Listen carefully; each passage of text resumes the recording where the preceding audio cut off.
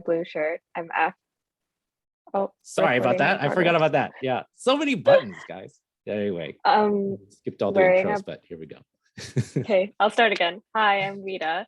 I'm just sitting in my room wearing a blue shirt on a green chair. And I'm Afghan Canadian. And yeah, so I was a part of Unsung Voices last year, but for some context about myself, I come from a background of like DIY experimental film, and this was my first narrative short film. And I did go to film school, and yeah. Should I say more? Is that good? Whatever you like. That's great. It's hard. I think. I don't know how to introduce myself. Well, I think there's going to be a lot more that we can get into. Yeah, I feel like we'll talk about things. Yeah, great. Ganesh? Cool, I'll jump in. Hi, everyone. My name is Ganesh Thava, he, him. Super excited to be on this side of this program this year. Can't believe it's been a year already. I am a Tamil Canadian man. I have short black hair with funky white dye on top because I'm cool. I'm wearing a denim jacket, a beige shirt underneath, a gold chain, and I'm in my room. I'm located in Toronto right now, but I'm also originally from Markham. That's where my family is. Yeah, before I took this program, I went to university for business. I wasn't a film student, or I had no experience in filmmaking or writing.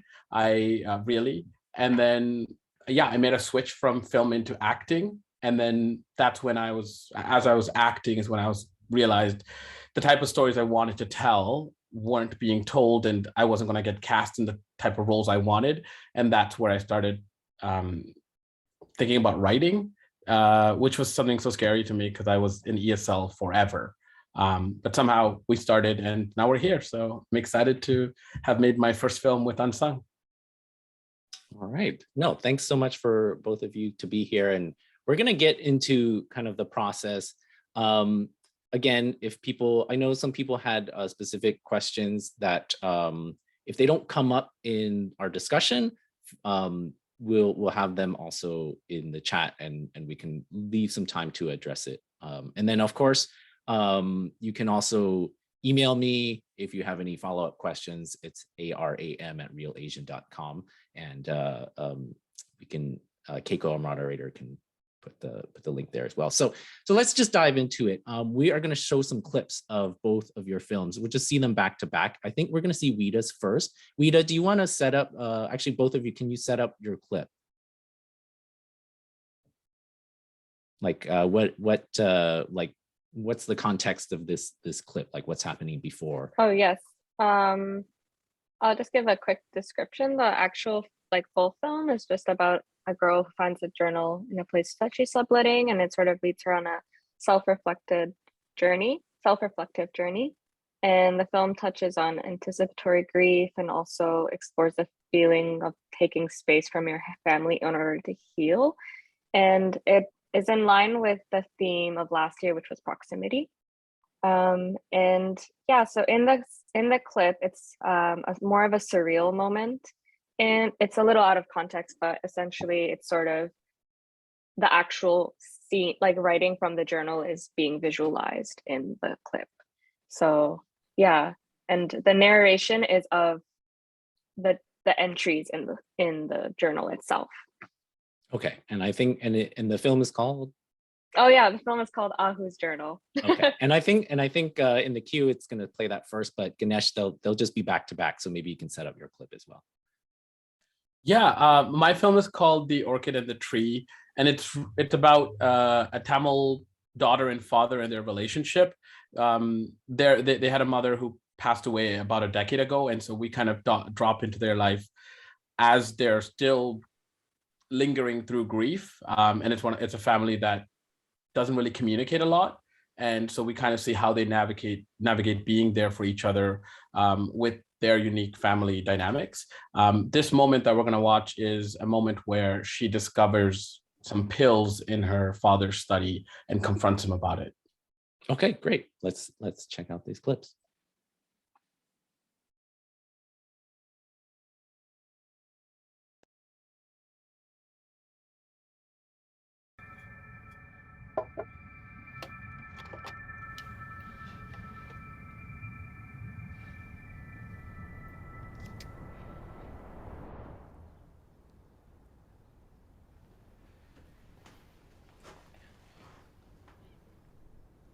Don't you have an exam? Priya?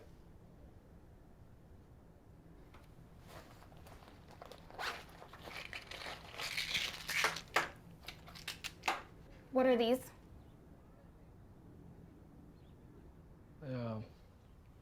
They're just pain medication. No, no, they're not.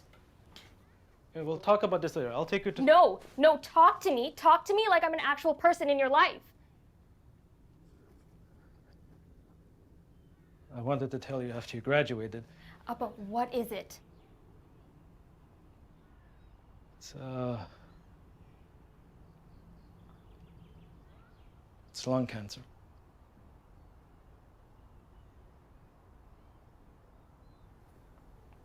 Okay. Was it working?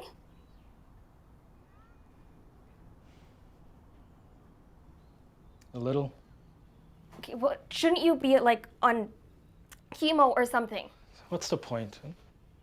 The point. It'll just prolong the inevitable. That's it. You don't know that.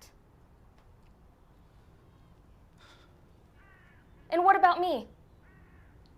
Hey, you will be fine. Okay? If anything happens to me, you have my savings. And I've spoken to your aunt. You'll be staying with her. You will be okay. Don't worry about me. Okay. I'm glad you got it all figured out. Priya, wait, Priya.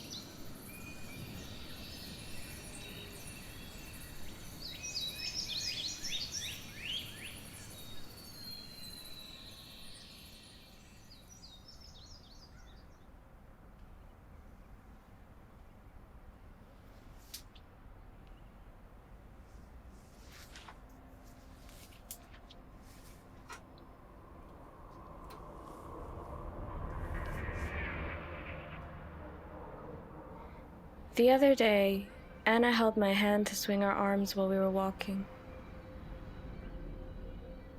In that moment,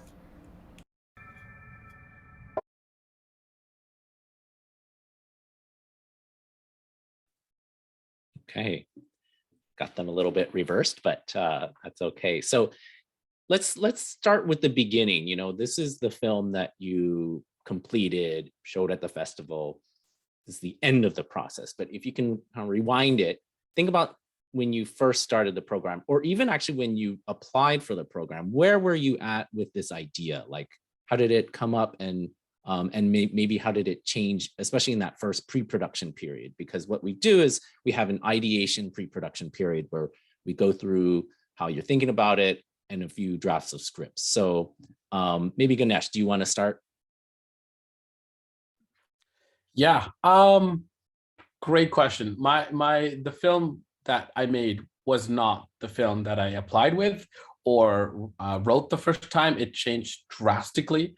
It was something I didn't expect, but then this was the guidance that the mentors had, and I was so grateful for their guidance in helping me get it to where it ended.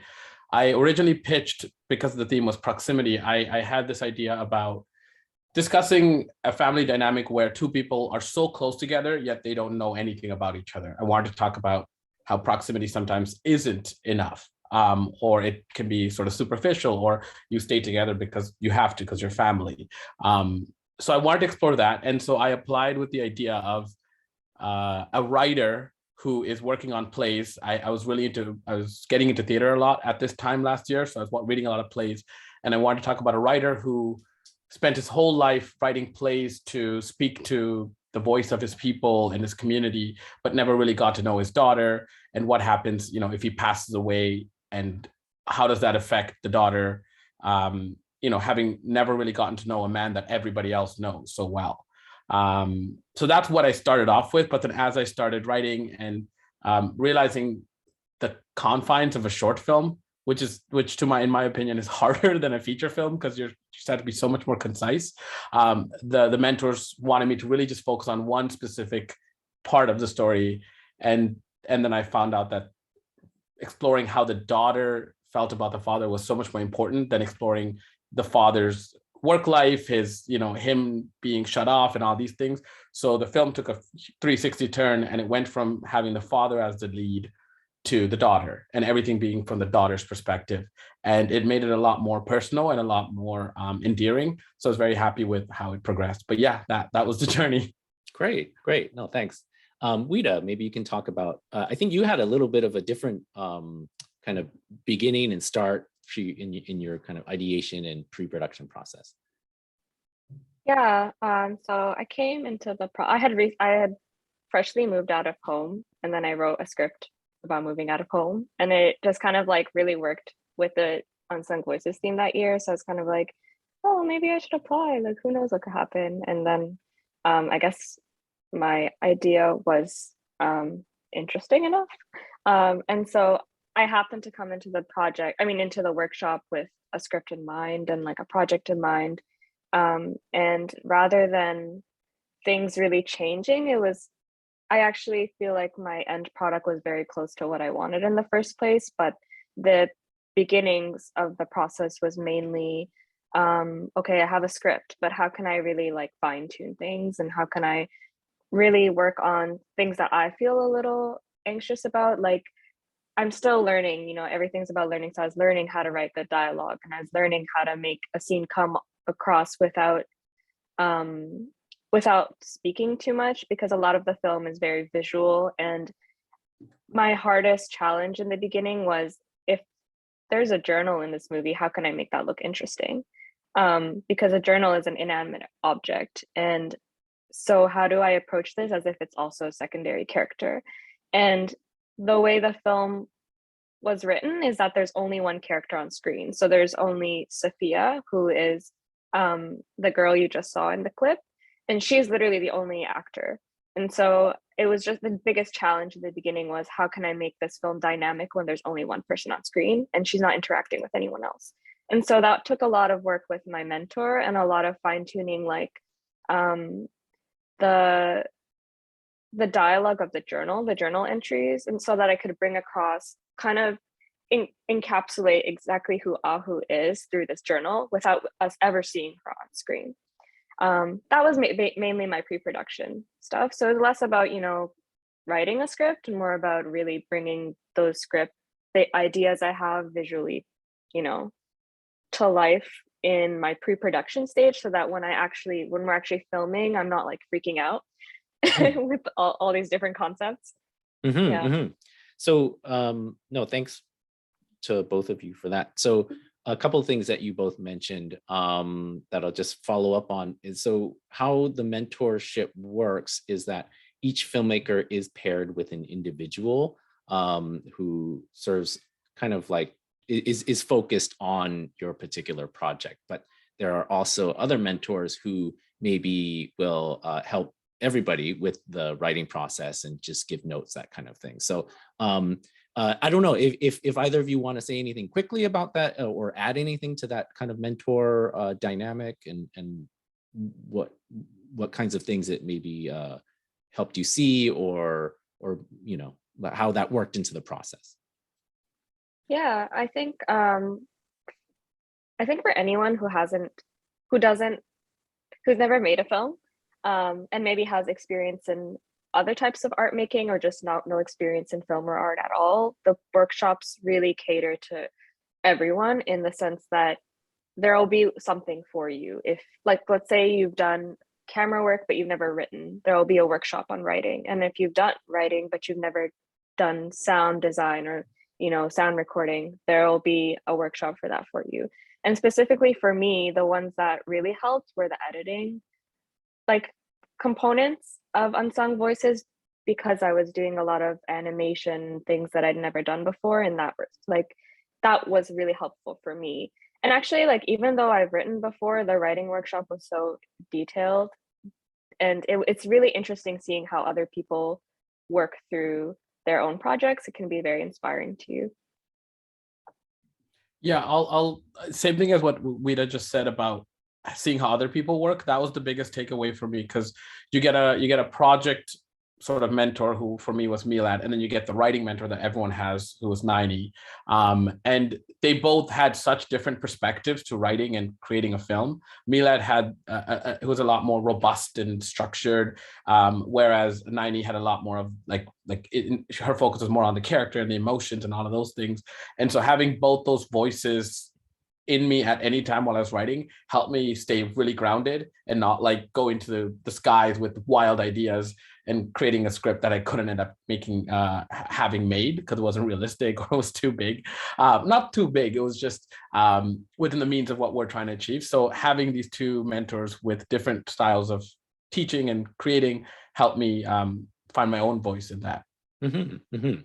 And both of you started talking about some of the production planning. Now, another aspect of the program is that we have a couple of production like program coordinators who kind of essentially are kind of quasi producers or kind of like keep you on task or advisors, right?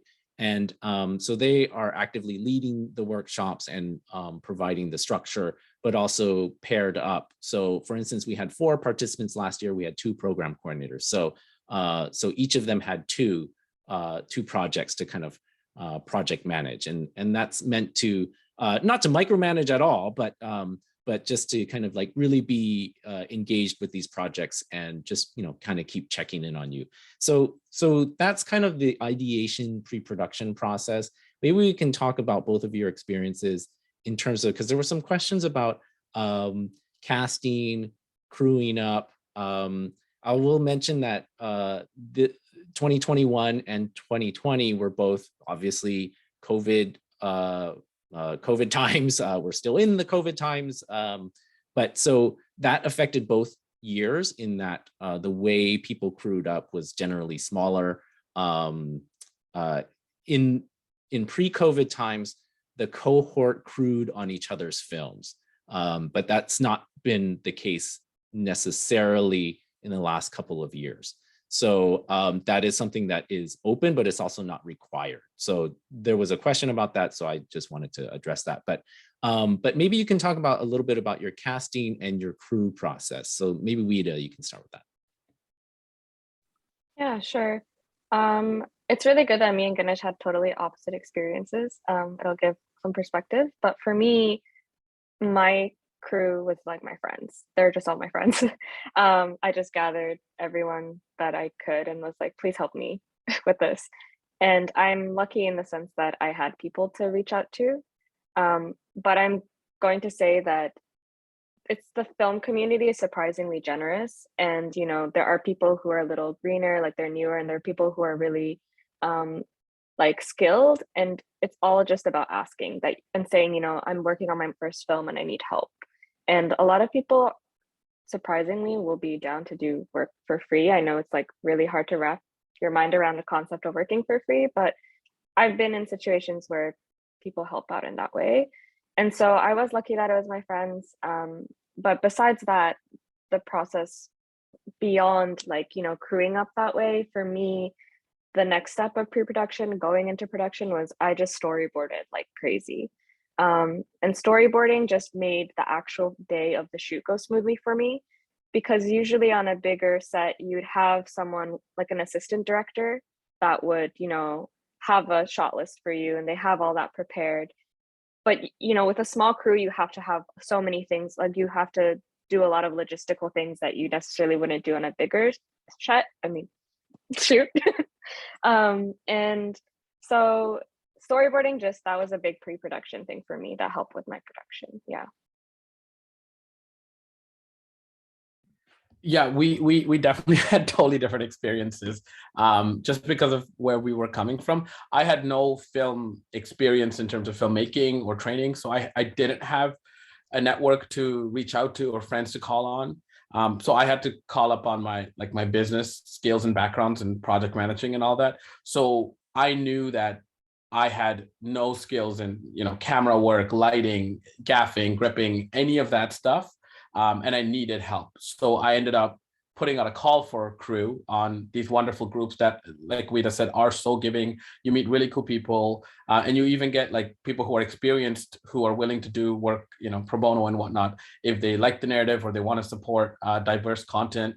I had like, I would say like a 90% BIPOC crew and cast. Like it was a very welcoming community, and most of the people I met on set the day after I hired them, like that's when I was like, hey, you're cool. Aside from Zooming and interviewing them. So yeah, I put out a crew call, and I ended up having, I think it was almost 15 people all together with cast and crew, because I was like, I need everyone. And I did have a first AD, I did have like a DOP, and then like a first AC and all these things. Mainly because that's what I wanted out of this program. I wanted to see how a film was made. Like unlike Weeda, who's definitely been in that process before, I didn't know anything. So I was like, let's bring everybody in and let's learn. And that's what it ended up being. In terms of casting was fairly straightforward for me, because my background is in acting. So I knew how to pick sides. I knew how to audition folks. Like I wasn't too worried about actors and working with actors. It was harder for me to cast like one of the roles, because it was like an older South Asian role. But we got it done. So yeah, no, it was really cool. And for me, the main thing was just letting go of any like ego and just being like, hey, I don't know anything. So let's bring in people who do. And that's what I did. So yeah. Weeda, yeah, you had something you wanted to add? I just wanted to hop on and be like, it's so interesting because Ganesh hasn't worked on films before, but then he had such a big crew. And then I've worked in films, but I actually never had a big crew before. I've always like kept it small. So I mean, I guess my point is that you could really take any direction. Like you could even make the whole thing yourself. Because one of the people from our cohort last year, one of our peers, did do the whole thing himself. Like James, yeah, he basically worked on it all himself, and it was very intimate. It was a more intimate process. So it's like there's so many different scales that you can make your film in. Yeah, I'll also hop in, and I think it really does come down to what your goals in the program are, because it's kind of like the program coordinators give you all the space to do whatever you want to do. I actively wanted to try to make it like a real production, whatever. But then since then, I've worked on other stuff where it's like, you don't actually need all those people. You can be a lot more efficient and all these things. But it's what you wanted to learn. And for me, it was, I wanted to learn those different roles and see what they do. And no, thanks both of you for talking about that and kind of like contextualizing it a little bit. Like James's project was kind of a little bit more of a personal essay, documentary, experimental film that he did all by himself. And so there was a question like, how does it work with documentaries? The program does not always do just dramatic films. There's such a wide range of work that people do. 2019, there was a couple of documentaries. In terms of how the timeline lays out, it's generally this pre-production process that Weeda and Ganesh are talking about. It will happen from kind of end of May throughout June. So all that pre-production ideation, that kind of stuff.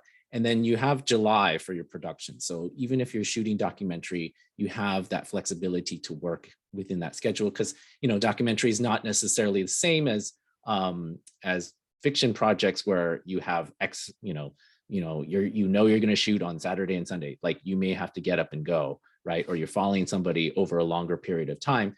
But you have that flexibility within that month. And then August would be post-production and starting to get in a little bit of the post-finishing of the mix and the color.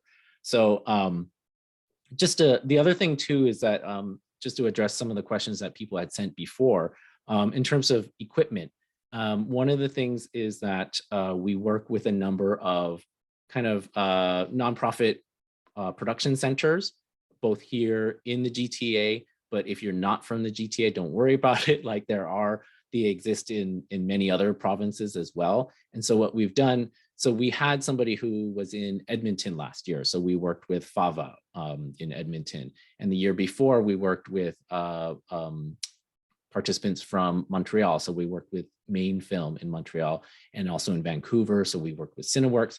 And basically what they'll do is they, these are production centers that are meant for artists, right? So they give you a kind of subsidized a rate that are less than kind of your production house rates, right? And so we work with them to get you what you need, right? In terms of the equipment packages.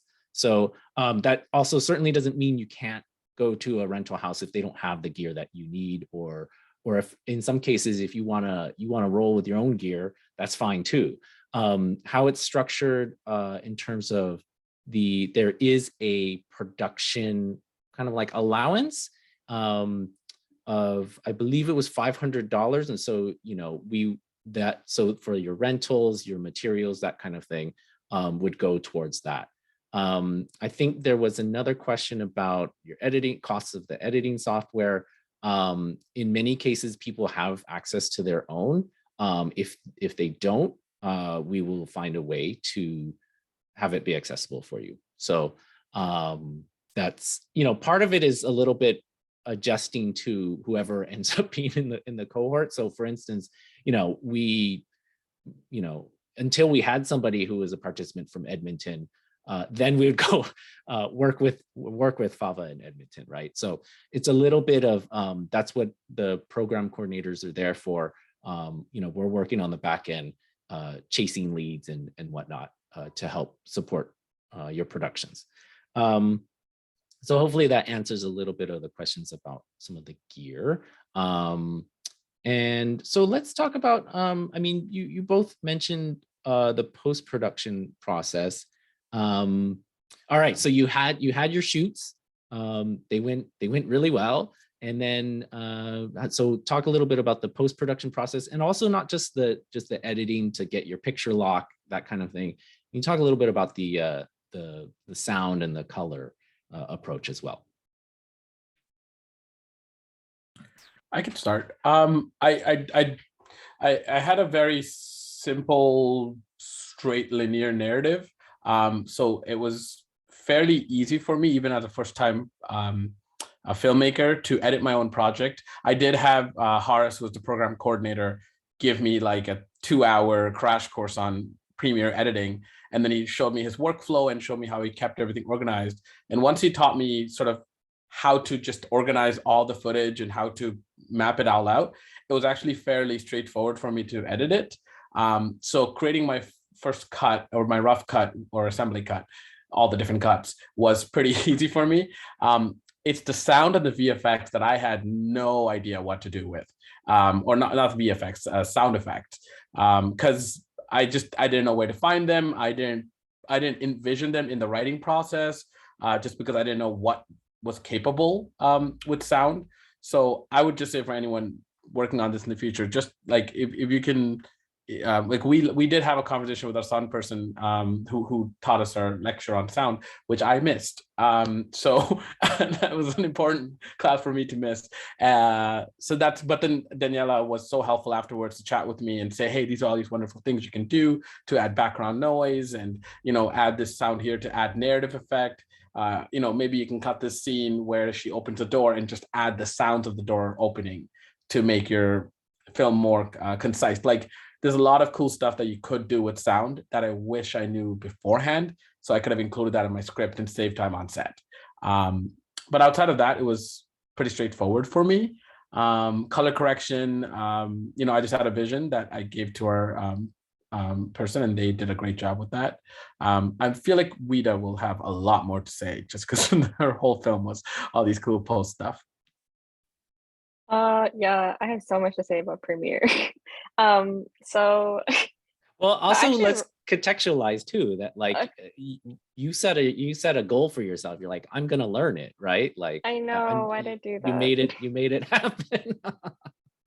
Yeah, so what I did when I got to the post-production part was, I was like, hey, I've never used Adobe Premiere before. I just only would use Final Cut, and I really wanted to branch out. But they're very different. Obviously they're both editing programs. It's simple in theory, but Premiere was just totally different for me. But I thought, why not learn it? This is a perfect time to do that. but I actually like ruined everything. um, I don't know. Okay, I had a pirated software, and I think that like was not good.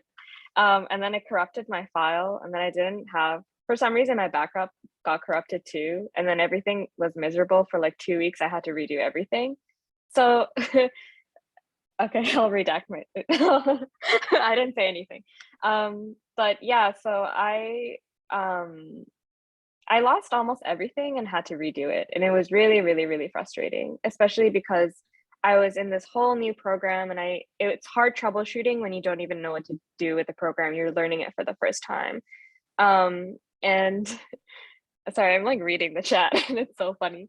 And so, yeah, it's good to challenge yourself and learn something new, but I guess be prepared for something to go wrong at any point, like not even in post-production. And if you're in the mindset that something could go wrong, I know it sounds negative, but it's actually probably better for you in the long run, where you're like, okay, like keep it chill, it's going to be fine, you know, you'll be fine. And also the team of Unsung Voices is so like helpful in making you feel like everything's going to be okay. So even though I was having a crisis, you know, it ended up working out. Like I just re-edited the film. And that's kind of what filmmaking is, such a, like it's a fruitful labor, but yeah, it just takes so much time. But anyway, that aside, I was learning a whole new program, and the second thing I realized I should have done better was probably communicated with the sound Unsung Voices sound designer better, because what I did I took the route of having my someone I knew sound design, and then when he like basically designed the whole world, and we were like sitting together working on it. It took like 3 days of like whole days, like 12-hour days. And then we sent that to Unsung Voices sound designer Daniela, and nothing translated. Essentially, like her program wasn't reading everything that my friend had worked on. So then it was like a lot of redoing things again. So my post-production was a lot of doing things and then redoing things, which was really frustrating. And another thing that I did, which was also a challenge and a learning experience, was I was like, yeah, I can animate. Everyone, yeah, it's fine. And then I tried animating, and it was really hard. So like all the journal stuff that are like moving, you know, that was all Adobe After Effects, and it was also a program I'd never used before. So I had YouTube help me, and I had one of the people from Unsung Voices, can't remember her name, but I needed help with VFX for sure. It's funny because the route that I was initially going to take didn't work out, so I had to take a whole different route. It's hard to explain out of context, but my point is there's so much trial and error. Like if you're making a film, there's always going to be trial and error. And unfortunately, a lot of it comes in post-production, where you realize, oh, the things I filmed aren't really working in this edit. How can I troubleshoot and make it work? And you really have to be okay with letting go of your vision sometimes. And actually, when you let go of your initial vision, there's so much room for creativity. You'll feel limited because you're kind of wondering, what do I do with this footage that's not working? But then something even better comes out of it. Like a lot of the animation I did, a lot of the voiceover, it happened because some of my edit wasn't working. So yeah, that was a long-winded way of saying there's a lot of trial and error. No, it's really important to kind of hammer that point home about like it's a process, and process is a struggle a lot of the time, right? And you're kind of meandering and trying to find a way through, and often, and I love that you said like some of the best moments came out of something not working and having to find another way, right? Because one of the things, the goal of this program has always been less about the product that you make and you show at the festival, and more about the process that you go through. Obviously, the product is what we see at the end, but to hear both of you talk about the process and the things that you took away from it and the things that you want to share with others and have other people know about, like that's so important. And those are the things that you carry with you, right? And so that's always been the goal of the program. Let's see. I think we have some. Oh, there were some questions too, kind of like broader questions. So okay, so just lastly, we had to online festivals. So pre-COVID times, all the films premiere at the festival in a theater. You bring all your friends, and your family and a whole bunch of strangers, and you put it up on screen, and you gotta, stand up in front of your work. You in the year before you had an online presentation. So what was kind of like that experience a little bit like for you guys? Should I go or do you want to go? Not so good, huh? I mean, Wait. ideally it would have been in person, and we could have all gotten to see each other in person. But I'll just go because I'm talking already. No, it was honestly the I think the biggest pro of it was it made it accessible. I was able to share it with friends and family around. And there was a window for you to see it, so it was definitely a more it was a really good way to get the word out that I'm a filmmaker now. No, I'm kidding. But it was just a really good way to just feel like an artist. I've never felt like one before, coming from the background I was, and to see something I made on a film festival website, even though it was like online, it honestly at that time everything was online, so it didn't matter. It made it accessible, and I didn't have any it worked out really well. I was able to like have little screenings with my family in the comfort of our home, and even especially because my film was in English, but it was with the South Asian family, I was able to like sit down my family, show it to them, and then like translate it to them and say, hey, this is what's going on here. So it was in a lot of ways it was a really good thing, I would say. For me, I was surprised. I don't know. I feel like a lot of filmmakers really want to see their work on screen, but I actually really enjoyed the experience of it being online. As Ganesh said, it was much more accessible, and for surprisingly, a lot of people I didn't know that would watched it. Like my high school friends sent me a photo of themselves gathered together watching it on their screen. And I was like, how could you not invite me? Like you guys are watching my movie without me. And then just like a lot of people message you and they're just like, wow, they compliment your movie, and they talk about it with you. And it actually feels like I had a lot more conversations with people than I would have if it was just a screening in person for some reason. I don't know if it's because in person everybody's like, great, and then they go home. Whereas like when you're texting someone, for some reason, they have a lot more to say. So it was a great experience in that way. Obviously, it's a totally different experience seeing your movie on a really big screen. But I like that I got to, maybe it's because I've experienced my movie like past work on screens before that it was, a little more unique of an experience for me. Mm-hmm. Yeah, I mean, so no, thanks both of you for sharing. We also did like a extended Q&A, and which was really great discussion about the films at the time. So and knock on wood, we may see these films soon in person, have an opportunity to see them. Look out for that on Real Asian website, subscribe to the newsletter, follow us on social, blah blah blah. We're not done yet, but just making a plug for that. The other thing is one of the things is for this upcoming year, the plan for Real Asian in 2022 is for it to be a hybrid festival. So the plan, who makes plans during COVID? It's really hard, but the plan is that in November, the finished products of the finished films of the cohort this year will be shown in person, but also shown online. So, and that's going to be the model for all the films that we show, an in-person screening and an online screening. That's the plan, and that's where we're pushing towards. So I guess there was a few questions that I'm going to get to some of the specific questions in a second, but there was kind of like broader ones that people submitted before. So what were some things that you wish you knew before you did the program?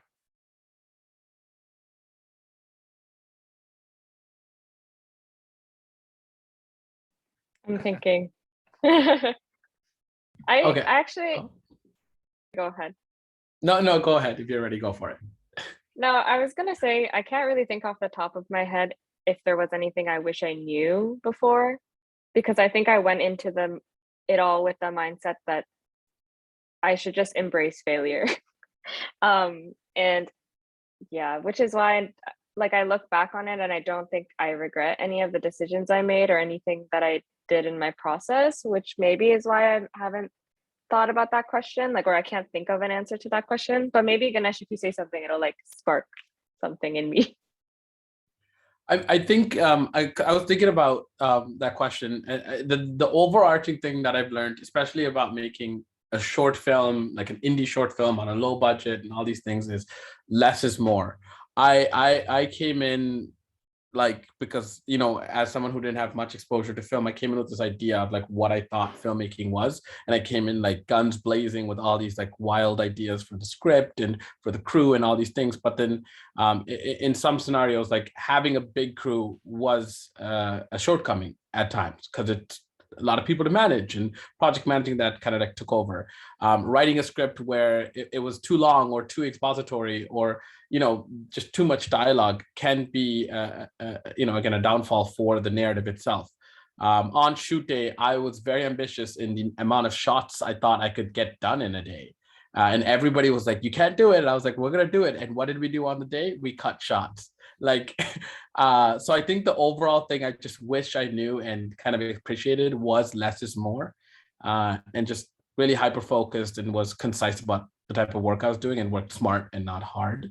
That was the main thing for me. And that goes into like, you know, so during the shoot, the shot listing, when you're hiring crew, the amount of crew you hire, when you're writing, the type of script you write. Yeah, it's the main one. Okay, great.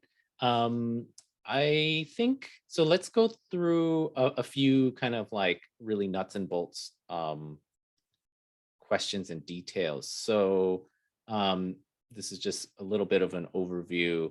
For each of the productions, especially if you have crew, you will have to provide us with like a health and safety practices, protocols that you are going to do on set, and we're going, and you know, that's something we go through. You know, that is always, of course, a little bit of a moving target, but you know, we're really trying to practice safe productions, carrying productions, that kind of thing. Stipends and production allowance. I mentioned the production allowance last year was $500. The stipend, I believe, was $1,500. So over, you know, 3 months. And that was also, I think, split in half. So you get a certain amount of that up front, and then you get the rest of it at the end, which is kind of a deliverables structure that you will encounter in production work. So, you know, like you don't necessarily get all the money up front, you know. So there's a little bit of kind of bridging that you have to do. But this is also part of the training too, as to how to manage a project within a certain budget, right? And then you can augment as you please, make adjustments, that kind of thing.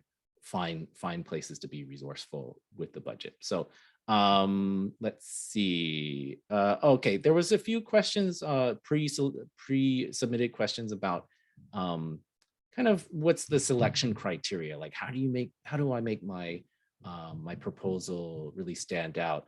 And you know, there's really no one answer for that.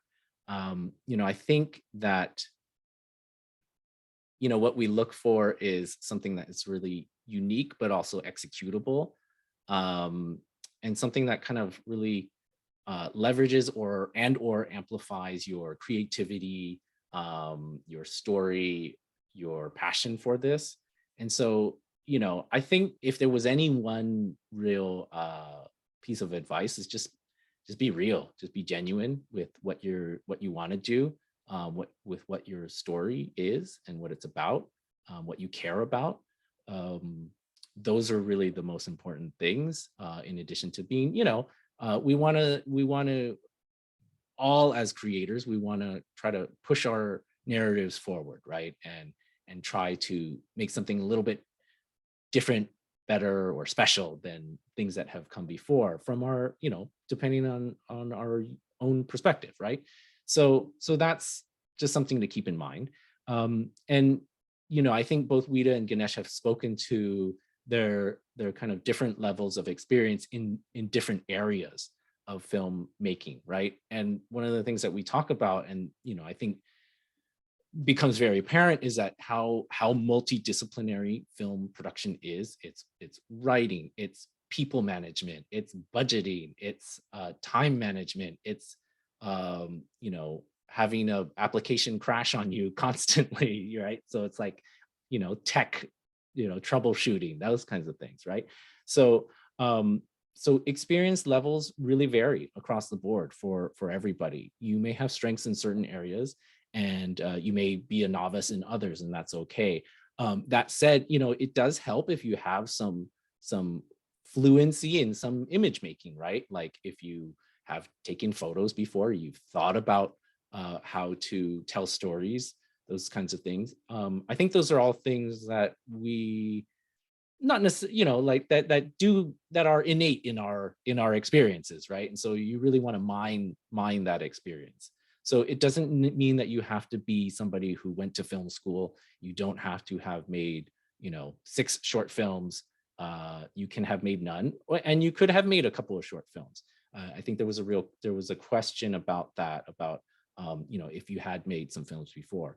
If you actually, Keiko, if you can drop the podcast episode that we did last fall, we talk a little bit about, like, ostensibly this program is kind of like for quote unquote first films, but as we discuss in the podcast, and also just in general, what is your first film, especially at this point in terms of our access to image making, right? Like we could say the thing that we, like the thing that we made when we were 8 with our parents' camera or something like that is a film, right? And so it's loose in terms of what we're talking about, like first time, right? So that's all to say, varying levels of experience is okay. It helps to have a little bit of fluency with image making, storytelling.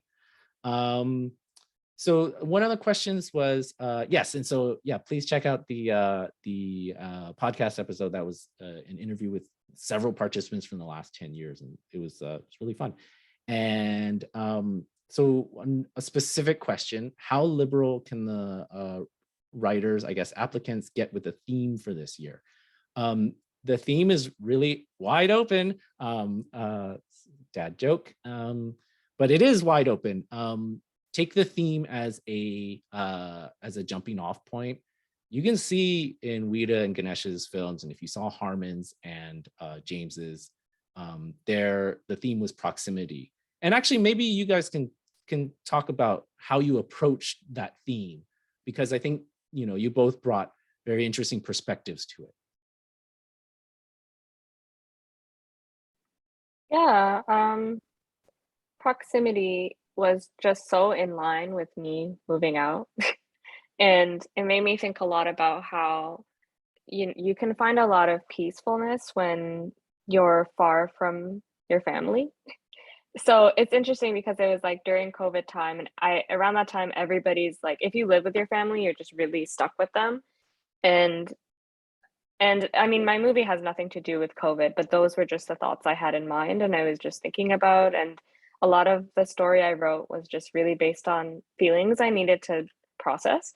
And so proximity for me was not, it was a lot about like distance and time. So a lot of the things I actually explored had to do with grief, but not necessarily like grief of like someone dying. It's like grief of like losing a friend, like grief of not having a good relationship with a family member, and like grief about the possibility of losing someone you love, like that kind of stuff. And those I feel are like timelines in your life, right? So I guess proximity for me just meant a multitude of things, and I incorporated it in my movie in a bunch of different ways. And so it worked really well because my narrative film, although it's like a quote narrative, it was a little more experimental in the storyline. So it had a fluidity. It went from it like Ganesh's was very, more to me was more straightforward, which is kind of like the narrative movies you might see in the movie theater. And then mine was also narrative, but just kind of, there's a lot of things intercutting between each other. So it's a bit more experimental. But and Ganesh, go off, tell them about everything. You're so funny. Honestly, Weeda, like I'll say it here. I loved your film, and like I aspire to have that type of creativity and experimental nature. And like this program gave me the the launching pad, and hopefully the future films I can experiment and use other tools. But the program was a great place for me to just learn the tools. Anyways, inspirational. I didn't actually know that was your inspiration, because staying at home during COVID was also my inspiration, except I took proximity as how there are people in my house that I've lived with for 27 years and still don't know well enough. And proximity doesn't always equate to knowledge and knowing and closeness of something. And that's kind of how I took it. I went in the opposite direction of what does it mean to have proximity and to have that mean nothing, and how do you deal with that. So yeah, that's what inspired me, and I explored the story of a father and daughter who had a similar situation to what I had with my family. Yeah, that's how I explored it. No, that's great. It's really good to hear both how you kind of thought about the theme and how you could just kind of go off in a lot of different directions. So definitely, if you're applying, please feel the liberty to take it wherever you want. But I think this is something that we have done in the last couple of years, and it's really it's been really fruitful. To the year before was Keiko, what was it in 2020? What was the theme? It'll come to me. But we had themes for each year, and it's been really good in terms of focusing the broadness of people's creativity. If that makes sense, right? It sounds kind of like an oxymoron, but interior. That's what it was. Interior. Thank you. Okay. Okay. So we just have a few more minutes. So just for example, right? Like in 2020, one of the participants saw that theme, and they're from Vancouver, but they would go fishing in interior BC. And so like he made a fishing movie, right? And so and that was something that we were like, whoa, like that's the interesting way to take it, right? And then in 2020, somebody else took interior to be the inside of their parents' church, right? So a place, right? And the things that it made them feel. So there's a lot of places you can take the theme, and definitely encourage you to do that. So just quickly, is there any room to learn about color correcting? And do you have any advice for designing sound in pre-production in a particular way to make post-production smoother? So, what we do is, we have people kind of like sessions that are themed on certain topics that we kind of address certain workflow things. It's a little bit hard because we have the sessions and then you have to do it later. And it's just like everything in life, you learn it by doing it. And so, we try to prepare you as best as possible and, identify potential pain points, but it's also like Weeda said, pain points just come up, right? And that's part of the process. So that also said, and we talked about it a little bit, is one of the things that we have built into the program is that all the films get kind of a professional post-production finishing. So color correction and a sound mix, just to kind of like give it that nice polish, professional polish. And so, and this is something that's been new in the last couple of years. And I think it's really elevated the films, and something that the participants meet with these technicians who are very creative and resourceful to kind of, and they work with you to elevate that, your film and give it that polish. So, let's see, how many applicants are you accepting? So the last 2 years, we have had four participants in the cohort.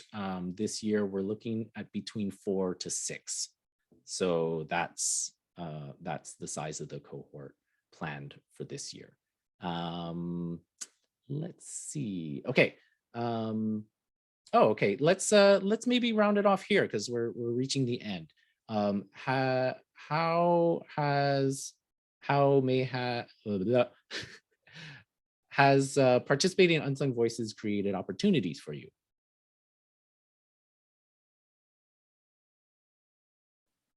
I feel like you're looking at me, even though I can't see that you're looking at me. Um, my movie got into TIFF Next Wave, which is this it's a part of Toronto International Film Festival, but it's for like the young filmmaking community. So you have to be under 25 to submit. And it's just a really interesting space for young filmmakers to come together. But this is my last year being 25, so I was like, let me just submit it. Who knows what could happen? And it got in. So the fact that I got to make a whole film and now it's like making it into other film festivals is just like Unsung Voices has opened up so many opportunities in that way. And then also just making the connection with Real Asian is equally important. Like even if you make this film and it doesn't go anywhere, I think you should go into it making it for yourself rather than making it for other people or other film festivals. Really embracing the experience of connecting with Real Asian, like the people that, you know, Aram, and like last year we had Haris and Jennifer who are our facilitators. That can lead to a bigger Real Asian community. So yeah, for me, I guess I did open up many experiences in that way. Yeah, I had a similar experience. My film ended up getting picked up for the Mosaic International Film Festival, and then because of that, they named me their like Mosaic star, and I got to meet some really cool people by being a part of that festival. And then the film also got a release at the South Asian International Film Festival in New York earlier this year, so that was kind of cool. So yeah, the film got was reviewed by a lot of people, but then I also had this thing that showcased my skill that I could apply for grants and other things with. And now I'll be shooting a proof of concept for a feature this summer through a grant. So that was exciting. Like I used this film as my like pitch, like to say, look, you know, look at what I can do. And also like I never would have thought myself as a writer or a director. And this was probably the only place where I could have been safe and supported and provided the resources to try it out. And I'm so glad I did, because now this is a thing that I'm actively pursuing now. And I'm writing in both film and theater, and then also directing wherever I can. So it's opened up opportunities for sure, but it's also opened up sort of a lot of self-acceptance within myself, which I wouldn't have gotten otherwise. Okay, great. Thank you so much for both of you for sharing. And you know, we're at the end of our time. And I just want to thank both Weeda and Ganesh for sharing some of your experiences in the program. You know, we moved through a lot of details and a lot of things. If there are more questions, you feel free to email me, aram at realasian.com. If you have follow-up questions or anything. Please look out for these folks, Weeda and Ganesh, see what they're doing next. And yeah, if you haven't subscribed to Real Asian's newsletter, please do. We have, if you are a filmmaker, you have film, you want to submit, we are accepting submissions to the festival. What else am I missing? But the recording of this should be posted on Real Asian's YouTube channel. It's a long weekend, but you know, try to get it up pretty soon. And just hope all of you have a good evening. Please stay safe out there and take care of each other. All right. Thank you.